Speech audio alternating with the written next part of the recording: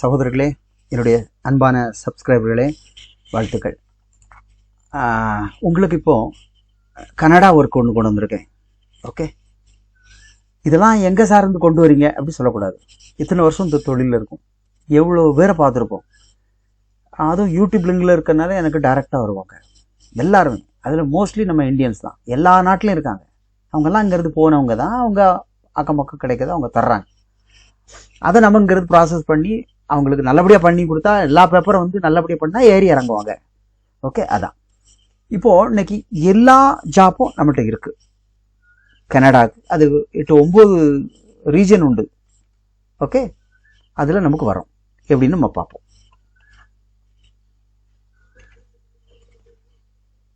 Canada உங்களுக்கு நீங்கள் பார்த்துருப்பீங்க. இப்போ சமீப காலமாக கொஞ்சம் பிரச்சனைன்னு இருந்துச்சு, அதனால் கனடாக்கு மேலே இருந்த மோகம் குறைஞ்சிட்டு. ஆனால் இப்போ நல்லா இருக்கு. ஓகே, வேலைகளை பாருங்கள், உங்களுக்கு நிறைய இருக்கும்.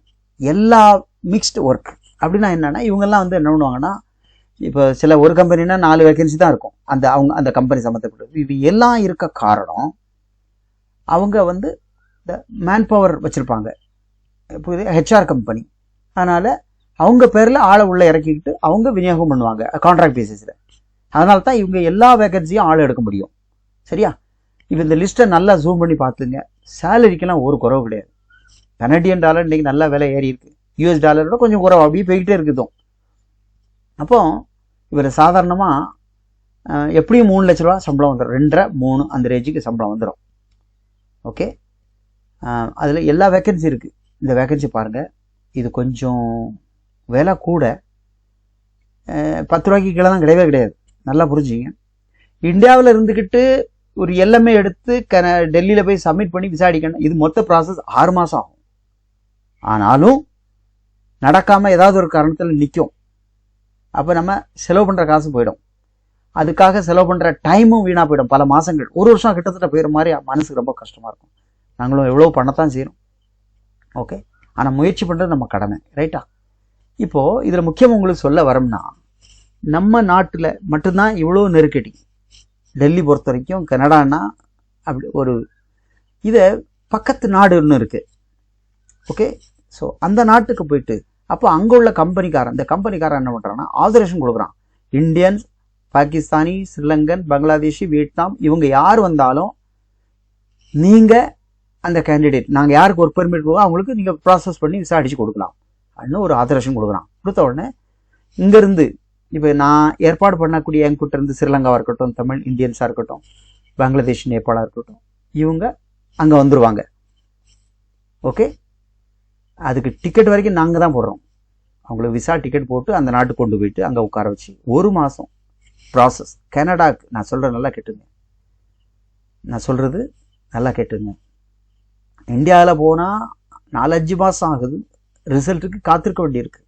அதுவும் ஸ்டெப் பை ஸ்டெப் கொடுக்கணும். இதனால் என்ன பண்ணுறான்னா, நான் இன்னொரு நாட்டுக்கு கூட்டிகிட்டு போகிறேன் நானே, அவங்களுக்கு சாப்பாட்டு வரைக்கும் நாங்களே செலவு பண்ணிக்கிறோம்.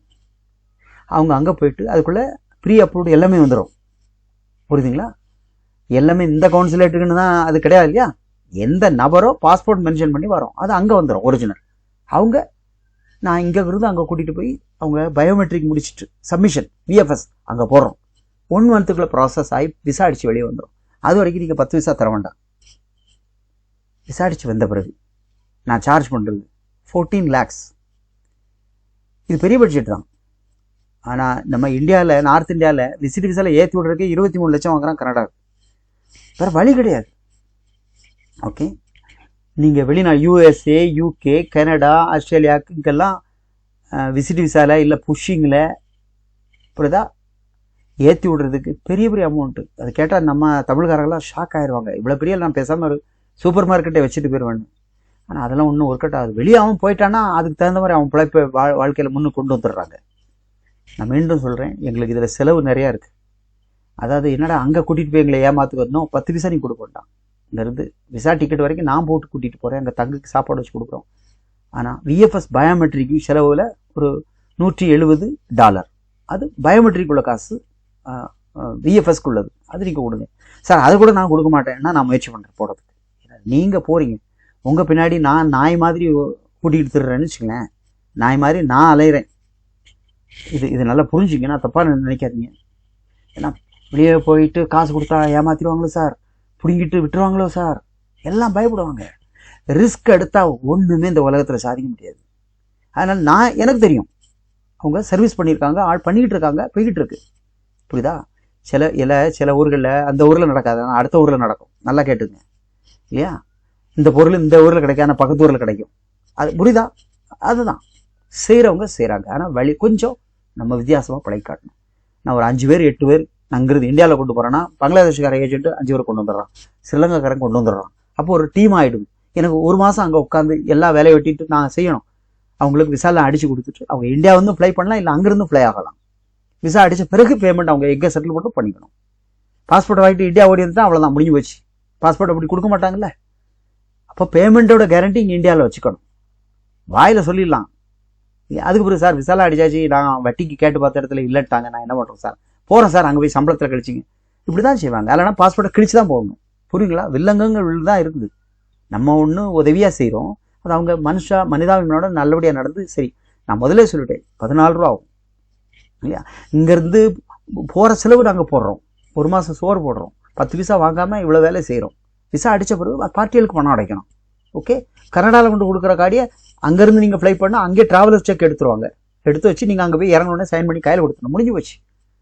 இதெல்லாம் யோசித்து ரிசல்ட் பார்த்தா நான் சொல்கிறோம். வழிகள் 1000 இருக்கும், நாம தான் கண்டுபிடிக்கணும். அதுலேயும் முயற்சி பண்ணணும், அவ்வளோதான். இன்னும் எல்லாத்தையும் மேலே ஆண்டவன் மேலே வார்த்தையும் நம்ம போட்டுக்கணும், நல்லபடியாக நடக்கும்.